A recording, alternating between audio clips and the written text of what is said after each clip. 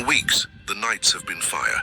The days are smoke and ruin, and the sound of a world coming apart at its edges. Families have fled. Buildings that stood for generations are ash. The life that existed 1 year ago is unrecognizable. In a small dojo in the Ushigome district, an old man is practicing his sword forms. He is 76 years old. His name is Nakayama Hakudo. He has been practicing these same forms every morning for over 60 years. This morning is the same as every other morning. The forms begin. The sword moves. The breath is slow and complete. Each movement arrives and passes. Nothing is held. Nothing is rushed. Outside, Tokyo is collapsing. Inside, the practice continues. A young student who has been sheltering in the dojo watches from the doorway. He has been watching the master for 3 days and cannot understand what he is seeing. He finally speaks. "Sensei, how can you practice now? The city is..." The master completes the form he is in the middle of, sets his sword down, turns. "When should I practice?" he asks. The student opens his mouth, closes it. "When things are good," the master says, "practice is easy.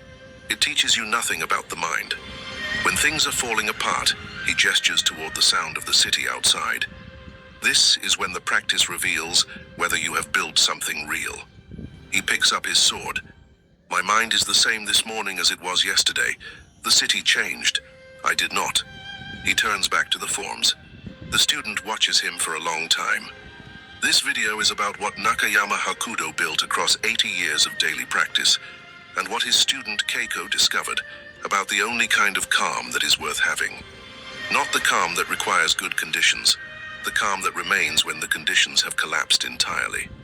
The samurai called it Hei Joshin, the ordinary mind. Subscribe, and let's begin. Who was Nakayama Hakudo? Before Keiko's story, you need to understand who the master was. Nakayama Hakudo was born in 1869, in Tokyo, 1 year after the Meiji Restoration ended the samurai era. He spent his entire life preserving and transmitting what the samurai had understood about the relationship between daily practice and the quality of the mind. He is considered the father of modern iaido, the art of drawing and cutting with the sword. He trained until he was 89 years old. He produced students who still practice today. His influence on Japanese martial arts is documented and extensive. But what distinguished him was not his technical achievement. Every serious practitioner of his era had technical excellence. What distinguished him was something his students described in the same words, decade after decade, in accounts that have survived him.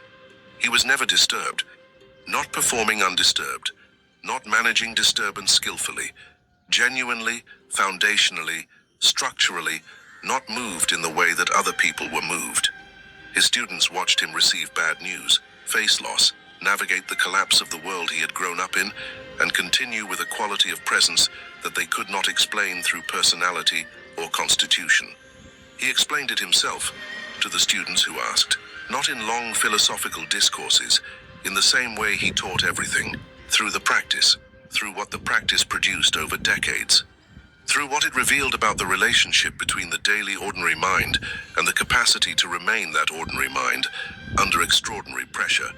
He called this Hei Joshin. Not a technique, a state. The natural state of a mind that has been trained to return to itself so many times that returning has become its first response to anything. Chapter 1. The Student Who Lost His Mind. Tokyo, 1932. Keiko is 24 years old. He has been training in Nakayama's dojo for 2 years. His sword work is exceptional. His form is clean. His speed is above average. Senior students who have trained for 10 years acknowledge that technically he is already near their level. In the monthly assessment sparring, he is mediocre. Not because his technique fails under pressure, because his mind fails before the technique has the chance to. The pattern is consistent and visible to everyone except Keiko. The moment the assessment begins, something changes. His breathing accelerates, his eyes narrow, his jaw tightens. The fluid quality that his practice has when no one is watching disappears entirely. He becomes rigid, predictable, reacting rather than responding. After one particularly poor performance, Nakayama calls him aside. "Tell me what happens when the assessment begins." he says. Keiko thinks carefully. My mind goes to the result, to what the assessment means, whether I will pass, what the other students will think. Nakayama nods once. And where is your mind during your morning practice? Here, just here, the movement and the breath. Yes, the master looks at him steadily. Two different minds. One you bring to practice, one you bring to assessment. The question is, which one is real? Keiko waits. Both are real, but only one is useful. Nakayama stands. The mind you bring to practice is your ordinary mind. Hey Joshin, the mind before the thinking about outcomes begins. The mind before the story about what this means arrives. He moves to the center of the floor. The mind you bring to assessment is a visitor. It arrives when something feels important. It tells you to be careful, to perform well, to worry about the result. It means well, but it is not your real mind. It is a reaction to the situation. He looks at Keiko. Your training so far has built excellent technique. Now we train the mind underneath the technique, the one that should be the same in practice and assessment, the same in the dojo and in the street, the same when everything is ordinary and when everything is not. He picks up his sword. This is what Heijoshin means, not special calm for special moments, the ordinary mind, every moment. This is the first chapter, the discovery of the two minds. Most people have experienced both. The mind in an ordinary moment, relaxed, present, capable, and the mind under perceived pressure, contracted, monitoring, story building. They feel like different people in these two states, and in a meaningful sense they are. The quality of attention, the breadth of perception, the access to trained capability, all of these change dramatically between the ordinary mind and the pressured one. What most people do not realize is that the ordinary mind is not the absence of something. It is not the mind when nothing is threatening it. It is a specific trained state, the baseline that practice builds and maintains. And the pressured mind is not an inevitable response to pressure. It is the default response of an untrained baseline. The samurai understood this with precision. Heijoshin was not the reward for difficult training. It was the product of consistent ordinary training.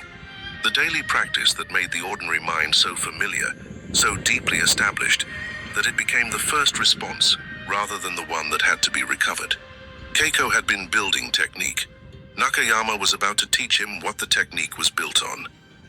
Chapter 2. The Practice Before the Practice. The next morning, Nakayama gives Keiko new instructions before the regular training begins. Before you pick up the sword, sit for 10 minutes. Not meditation, not breathing exercises. Just sit. Notice what your mind is doing. Keiko sits. His mind is immediately busy. The assessment from yesterday. What he should have done differently. What today's training will require. Whether the senior student Matsuda is more advanced than him. Whether he is behind where he should be at 2 years of training. He notices all of this. Reports it to Nakayama afterward. Good, the master says. This is the visiting mind. It was there before you sat down. You did not create it by sitting. You saw it by sitting. He sits across from Keiko. Most people begin their practice already in the visiting mind without knowing it. They bring yesterday's failure into today's form. They bring tomorrow's assessment into this morning's movement. The practice happens on top of a mind already disturbed, and they wonder why the practice does not produce stillness. He pauses. The 10 minutes before the sword is the real beginning of the practice. You are not preparing your body. You are returning to your ordinary mind before the practice asks you to use it. Keiko practices this for 2 weeks. Every morning, 10 minutes, sitting before the sword. The first week, the sitting reveals nothing but the visiting mind, the stream of assessment, comparison, planning, worry. He does not try to stop any of it. He watches it the way you watch weather through a window. The second week, something begins to shift. Near the end of the sitting, the stream slows, not because he forces it, because he has simply watched it long enough for it to exhaust itself. In the space after it slows, there is a quality of attention that he has felt before, rarely, during his best training sessions. Present, spacious, unhurried. He picks up the sword from that place. His form that morning is the best he has ever produced, not because he tried harder, because he tried from the right place. He goes to Nakayama. I found something in the sitting. You found Joshin, the master says. Not created it, found it. It was always there, underneath the visiting mind. He looks at Keiko. This is what most people do not understand about calm. They think it must be built from nothing. They think it is something to be achieved, but it is not. It is the natural state of the mind when the visiting mind has been seen clearly enough to stop being mistaken for the real one. He stands. The practice does not create Joshin. It removes what covers it, every day. This is the second chapter, the distinction that changes everything. Calm is not constructed, it is uncovered. The ordinary mind is not a special state that trained people reach. It is the natural baseline state of the mind when the habitual patterns of worry, comparison, and self-monitoring are seen clearly enough to stop running automatically. This changes the entire project. If calm is something to be built, you are always working from deficit. If it is something to be uncovered, you are always working from foundation. The foundation is already there. The practice is the daily removal of what obscures it.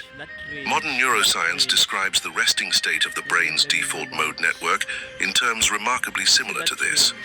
The natural baseline of the brain, before the overlay of self-referential thinking, anticipatory anxiety, and social monitoring, is a state of open, receptive awareness. The overlay is not the natural state, it is a learned pattern, one that can be seen clearly enough, through consistent practice, to stop being the automatic first response.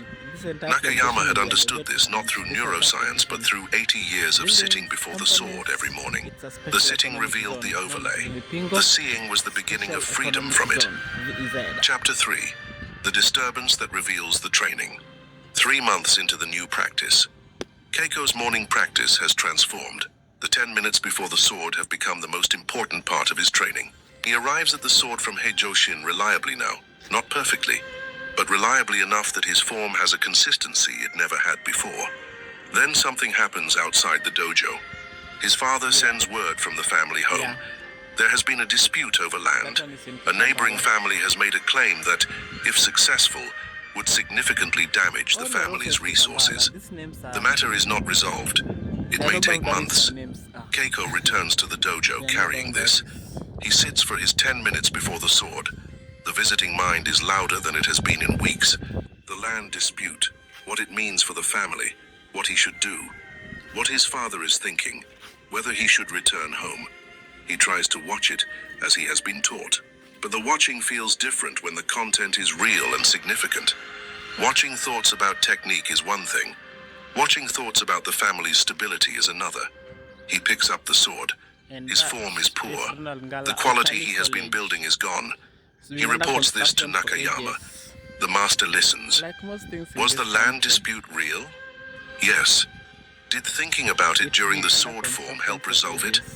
A pause. No. Did the poor form you produced help your father? No. Nakayama nods. The disturbance arrived. The visiting mind took it and built a story. The story displaced Joshin. He looks at Keiko directly. This is the test, not whether the visiting mind arrives. It will always arrive when something significant happens. The test is how long it occupies the ordinary mind before you return. He stands. You return today. It took the full session. With more practice, it will take less. Eventually, it will take a breath. Eventually, it will take nothing. The disturbance will arrive and pass through the ordinary mind, the way wind passes through an open space, touching everything, disturbing nothing. He picks up his sword. Go again. This time, when the land dispute appears during the form, do not try to stop it. Do not try to return to calm. Simply notice that it arrived. Name it. This is the land dispute. And continue the form. Keiko goes again. The thoughts about the land dispute arrive. He names them quietly. This is the land dispute, and continues. Cross. They arrive again. He names them again. Continues. By the end of the form, they are still arriving. But something has changed. They are arriving into a mind that has not changed its quality in response to them. They are weather. The mind is the sky. The weather does not become the sky. He finishes, sets down the sword. The land dispute is still real. His father still needs help. Nothing external has changed, but the quality of mind from which he will address it has returned to its ordinary state. Clear, present, capable of useful thought rather than anxious cycling. This is the third chapter, the distinction between disturbance and displacement. Every mind will be disturbed. The samurai did not claim otherwise. Joshin is not immunity to disturbance. It is the speed of return after disturbance. The trained mind is not the one that disturbance never reaches. It is the one that disturbance cannot displace for long. This distinction is critical because most people, when they discover that calm practice does not make them immune to being disturbed, conclude that the practice has failed. But the aim was never immunity. The aim was shorter displacement time. The aim was a mind that weather passes through rather than a mind that becomes the weather. Research on emotional regulation confirms the mechanism. What distinguishes people with high emotional resilience from those with low is not the absence of emotional response. It is the recovery speed. The resilient person feels the disturbance, returns faster. The practice that produces this is not the practice of not feeling. It is the practice of returning, repeatedly, from disturbance to baseline, until returning has become faster than being displaced. Keiko named the land dispute and continued the form. The naming is not suppression. It is the act of seeing the visiting mind without becoming it. Seeing it clearly enough that it passes rather than takes up residence. Nakayama Hakudo practiced every morning for 80 years, not to achieve calm, to uncover it. If this is changing how you understand your own mind, like this video, one tap tells the algorithm this matters. Now we continue. Chapter 4. What Joshin is not. 6 months in, Keiko has been making real progress. His assessment performances have improved significantly. The gap between his practice mind and his assessment mind has narrowed considerably. Senior students have noticed. He begins to make a mistake that Nakayama has been watching for. He starts performing calm. It is subtle, not theatrical, but Nakayama sees it immediately. Keiko has learned that the ordinary mind looks a certain way, carries itself a certain way, moves with a certain quality. He has begun producing that appearance deliberately, curating the external signs of Joshin rather than returning to the actual state. The form looks calmer than it did 6 months ago. The quality is slightly less than it was 3 months ago. Nakayama stops the session. What are you doing? Keiko is confused. Practicing Joshin? No, you are practicing the appearance of Joshin. The master's voice is even, not harsh. Precise. There is a difference. One is a state, one is a performance. They look similar from outside. From inside, they are completely different. He sits. The performance requires maintenance. You must monitor how you appear. You must manage the expression of calm. This monitoring is itself a disturbance of the ordinary mind. You are using the visiting mind to perform the absence of the visiting mind. Keiko sits across from him. How do I stop? Stop trying to have Joshin and simply return to it. The trying to have it is what produces the performance. Joshin is not something you do. It is what is there when you stop performing. He pauses. The samurai did not cultivate a serene appearance. They built a genuine baseline and then forgot about it. The forgetting is the point. When you are no longer monitoring your calm, when you are no longer checking whether it is present, when the ordinary mind has become ordinary again, rather than a goal you are reaching for, that is when Joshin has actually been built. This is the 4th chapter, and it reveals the specific trap that disciplined, intelligent people fall into most reliably. Once you understand what Joshin looks like, once you have felt it in your best practice sessions and begun to recognize its qualities, the mind that is good at learning begins to simulate it. This feels like progress. It is the opposite. The simulated calm is the visiting mind performing the ordinary mind. It requires continuous effort to maintain. It is exhausted by pressure because the pressure exposes the performance as performance. And perhaps most importantly, it crowds out the actual path back to the ordinary mind by substituting a managed appearance for the genuine return. The way back from this is exactly what Nakayama described. Stop trying to have it, return to the practice that uncovers it. The sitting, the noticing, the naming without engaging. The form from whatever state you are actually in. not the state you are trying to project. Real Joshin does not look like anything in particular. It is not serene in a visible way. It is simply ordinary. The mind in its natural condition, neither elevated nor suppressed, neither performing nor managing, just there, doing the thing in front of it. Chapter 5. The Test of the Ordinary Moment. 8 months in, Nakayama gives Keiko an instruction that surprises him. For the next 2 weeks, do not practice the sword. Practice everything else. Keiko stares. Everything else? Eating, walking, conversation, waiting, preparing food. The ordinary hours of the day that are not set aside for training. Practice Joshin in those. Keiko spends 2 weeks doing this. What he discovers is uncomfortable. The ordinary mind he has been building in the dojo does not automatically transfer to the ordinary moments of the day.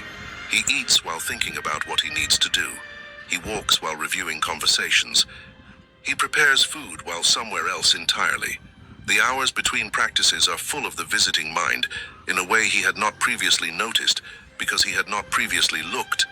He returns to Nakayama. The dojo has become a container for Joshin. Outside it, I am the same as I was before I began training. Nakayama does not seem surprised. Yes, this happens to most students. They build the ordinary mind inside the practice and leave it there. They treat Joshin as something that exists during training and is permitted to lapse outside it. He looks at Keiko. But the samurai did not live in the dojo. They lived in the world. They ate, walked, waited, prepared, traveled, governed, argued, loved, lost. The question was whether Joshin was present through all of that, or only in the hour of formal practice. He pauses. The practice is the training ground, not the destination. You build the return reflex in practice so that it is available outside practice. But you must practice it outside practice too, in the meal, in the walk, in the waiting, in the conversation where the outcome matters. He stands. Joshin is not a practice state. It is a life state, or it is nothing. Keiko goes back to the 2 weeks with new attention. He begins to catch the visiting mind in ordinary moments. The meal where his thoughts have left the table. The walk where his body is present but his mind is in tomorrow's conversation. The waiting where anxiety has replaced the simple fact of waiting. Each time he notices, he returns. Not to a special state, just to here. The meal, the walk, the waiting. By the end of the 2 weeks, the ordinary moments have begun to feel different. Not peaceful in any dramatic sense, simply present. The meal is just the meal. The walk is the walk. The dojo and the street are the same practice. Different form, same return. Chapter 6. Tokyo Burns. 1945. Nakayama is 76. Keiko is 37. He has been training for 13 years. He has become one of Nakayama's senior students. The war has come to Tokyo in a way that makes the earlier disruptions of Keiko's training feel small. The city is being destroyed. Families are fleeing. The dojo has been used as a shelter for neighbors who have lost their homes. The sound of destruction has become the background sound of ordinary life. Keiko watches Nakayama practice in the early morning hours while people sleep in the corners of the dojo. The practice is identical to what it was 13 years ago. The same forms, the same quality, the same unhurried breath, the same complete arrival in each movement. After the practice, Keiko sits with him. "You are the same," Keiko says. "The city is unrecognizable. You are the same as the day I arrived." Nakayama considers this. "The city changed," he says. "It is appropriate that it changed. Cities can change. Circumstances must change. This is not a problem." He looks at the forms he has just completed. What cannot change, what should not change, is the mind that meets the changing circumstances. If the mind is different every time the world is different, the mind is not your mind. It is the world's mind, living inside you, changing whenever the world changes, disturbed whenever the world disturbs. He pauses. "I have practiced these forms for 60 years. Every morning, the same practice, the same return. Not to resist change, not to be indifferent to suffering, but so that the mind that meets the suffering is always the same mind, stable, clear, capable of responding to what is actually here rather than to the story the visiting mind builds about what is here. He is quiet for a moment. When the fires came last week, I was afraid. Of course, fear is appropriate information. But the fear passed through the ordinary mind without displacing it. An hour later, I was here, practicing. He looks at Keiko. This is what 60 years of daily return builds. Not immunity, speed of return. The disturbance arrives and passes, and the ordinary mind is there again, waiting, as it always was. He stands. Practice with me. They practice together as the city outside begins its damaged morning. This is the 6th chapter, and it contains the clearest articulation of what Joshin actually is. Not the absence of disturbance, not the performance of serenity, not a special state accessed only in formal practice. The ordinary mind, present in the meal, in the walk, in the waiting, in the dojo, in the destruction, always the same, always available, always the first response of a mind trained to return to itself. The research on resilience under extreme conditions shows consistently that what separates people who maintain effective function under sustained trauma from those who lose it is not the absence of emotional response. It is the ability to process and return. The veteran who functions under fire is not someone who does not feel fear. They are someone whose system returns from fear fast enough to act. The first responder in a disaster is not numb. They are trained to return. Nakayama's 60 years of morning practice was the training of exactly this return reflex, applied not to combat, but to the entire texture of ordinary life. Every morning, the return. Every morning, the ordinary mind found again, until the return was faster than any disturbance could displace it for long.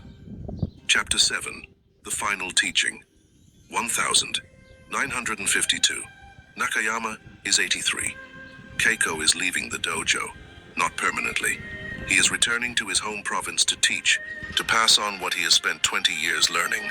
The night before he leaves, he sits with the master. I do not feel ready, Keiko says. There is so much I still do not fully understand. Nakayama looks at him. You will never feel ready, he says. This is not a problem. He pours tea. When I began this practice at 15, I thought readiness would arrive after enough training. 10 years of training produced more questions than certainty. 20 years produced the understanding that certainty was not the goal. 30 years produced something else. He sets down the cup. The ordinary mind does not feel ready. It does not feel unready. It simply is. Present. Available. Neither elevated nor diminished. When you have returned to it enough times, you stop checking whether it is there. It is there. It is always there. You do not feel it anymore. You simply operate from it. He looks at Keiko steadily. You have been returning to Joshin for 20 years. You return faster now than you did at 24. You will return faster still at 50. Not because you will be more disciplined, because the return will have become the first response rather than the recovered one. He picks up his tea. Go and teach, not Joshin as a concept, as a daily practice, the 10 minutes before the sword, the return in the meal, the return in the walk, the return under pressure, the return in the ordinary moments when nothing is threatening and the practice is most tempting to skip. He pauses, especially then, especially when nothing is threatening. The practice in the ordinary moments is what builds the return in the extraordinary ones. He finishes the tea. The student who practices only when they need calm will not have it when they need it most. The student who practices when they do not need it will have it always. Keiko bows deeply. Go, Nakayama says, and picks up his sword. What this means for you. Nakayama Hakudo practiced for 80 years. You do not have 80 years, but you have today, and the practice he built across 8 decades begins with exactly the same thing it always began with. 10 minutes before anything else. Not meditation with technique, not breathing exercises, simply sitting, watching the visiting mind. Seeing the stream of assessment, planning, worry, comparison that was running before you sat down and will run whether you see it or not. The seeing is the beginning, not the stopping of the stream, the seeing of it. The recognition that this stream is the visiting mind, not the ordinary one. That underneath it, when it slows enough, the ordinary mind is there, available. Waiting. Here is what Joshin asks of you concretely. Before the first important thing of the day, sit for 10 minutes. Do nothing. Watch what is happening in your mind without engaging any of it. When the visiting mind offers you yesterday's failure, name it. When it offers you tomorrow's worry, name it. When it offers you the story about what today's meeting means, name it. You are not trying to stop any of it. You are seeing it clearly enough that it loses its power to operate without your awareness. Then do the thing, from wherever you actually are, not from the state you are trying to produce. When something disturbs you during the day, as something will, notice the visiting mind taking the disturbance and building it into a story. Name what the disturbance actually is. This is the land dispute. This is the difficult conversation. This is the result I did not want. Name it. Then, continue. The naming is the return, not the elimination of the disturbance. The recognition of it as weather rather than sky. Weather passes. Sky remains. Practice Joshin in the ordinary moments. The meal, the walk, the commute, the waiting. These are not lesser practice opportunities than the formal ones. They are the practice that determines whether what you build in formal practice stays available outside it. And when everything falls apart, as Nakayama's world fell apart in 1945, do not expect the ordinary mind to protect you from feeling the weight of it. It will not. It will allow you to feel it completely. What it will do is return, faster than you expect, back to the clear, present, capable state from which you can actually respond to what is happening, rather than to the story the visiting mind builds about it. This is not a dramatic transformation. It does not produce a visibly serene person. It produces someone whose quality of mind in ordinary moments is the same as their quality of mind in extraordinary ones. Someone who is difficult to permanently disturb, not because nothing reaches them, because they always find their way back. Nakayama Hakudo died in 1958 at the age of 89. He had practiced his sword forms every morning for over 70 years, through the end of the samurai era, through the modernization of Japan, through 2 world wars, through the destruction of the city he had spent his life in. Every morning, the same return, the same ordinary mind found again, the same practice from that ordinary mind. His students, who had watched him across decades, said one thing consistently. He was the same. Not the same in the sense of unchanged, changed enormously, aged, lost people he loved, watched the world he had grown up in disappear, felt all of it. The same in the sense that the mind that met every one of those things was the same mind. Clear, present, undisturbed in the deepest sense of the word. Not unstirred, not unfeeling. Returning to its ordinary state faster than any disturbance could make it, permanently, something else. This is Joshin. Not special calm, not elevated serenity, not the peace of someone from whom life has taken nothing. The ordinary mind, present in the meal and in the destruction, the same in practice and in assessment. Built not through philosophy, but through the daily return, morning after morning, until the return has become the mind's first response to anything. 7 chapters, 1 practice. The 10 minutes before anything else, the naming of the visiting mind, the return in the ordinary moments, the continuation through disturbance, the refusal to perform calm instead of returning to it, the extension of practice into all the hours of the day, and finally, the understanding that what is being built is not for the extraordinary moments, but from the ordinary ones. Nakayama practiced in the ordinary mornings, so that the extraordinary ones did not find him unprepared. Your ordinary mornings are available to you now. The practice begins where it always begins. Before the sword. Before anything. 10 minutes. Just sitting. Just seeing. Just returning. Comment below. The ordinary mind, every moment. Subscribe to Presence and Purpose for Ancient Wisdom, tested by time and confirmed by science. New video every week. Nakayama Hakudo practiced while Tokyo burned. Not because nothing reached him, because he always found his way back. The question is whether you are building the same return.